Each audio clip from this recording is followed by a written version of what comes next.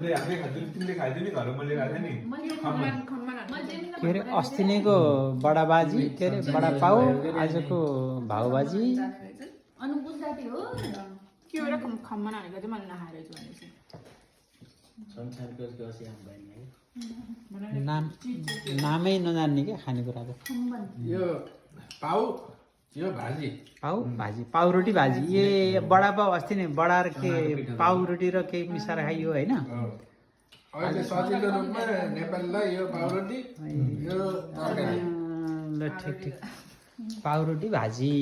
ल मिठो छ एकदम मिठो मुखै रस भाजी त कुन इन्डियन भाषा हो तरकारीलाई भाजी भन्छन् दही छ भात यसको कामै त्यही हो ओके होइन सबै कुरा हेर्नुपर्छ छाउनुपर्छ